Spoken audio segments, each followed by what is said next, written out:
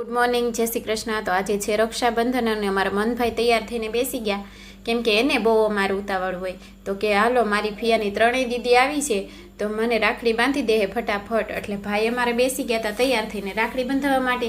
પછી વારાફરતી ત્રણેય બહેનોએ રાખડી બાંધી દીધી।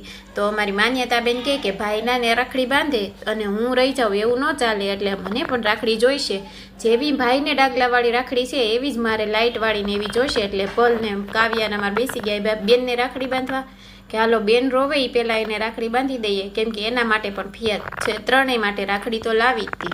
અને પછી આ મહેમાન અમારા મોંઘેરા એવા છે કે અમને આગલા દિવસે એમ કીધું કે અમે નથી આવવાના રક્ષાબંધન કરવા, અને સવારમાં સરપ્રાઈઝ આપી દીધું અને અમારી રક્ષાબંધન સુધરી ગઈ, કેમ કે અમારા નણંદબા સુરત પાસેથી આવી અને સુરતથી આવીને ડાયરેક્ટ અમને રક્ષાબંધનની સરપ્રાઈઝ આપી દીધી। અને બીજા મહેમાન હતા અમારા ભાવનગરના, તો આમ નણંદબા અમારે ભાવનગરથી રાખડી બાંધવા આવ્યા હતા, તો એણે પણ અમને બેયને રાખડી બાંધી દીધી। ને પછી આપણે નીકળી ગયા ભૂરખિયા જવા માટે, કેમ કે ભૂરખિયા આપણે પૂનમ ભરવા જવાનું હતું।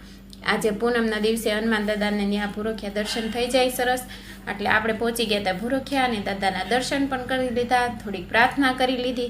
સાંજ પડતા પડતા મારો હાથ આંકડો રાખડીનો ભરાઈ ગયો હતો, વિશાલને પણ રાખડી બંધાઈ ગઈ હતી। તો આ પેંડાનું બોક્સ આપણે સાંજ પડતા ખાલી કરી દીધું।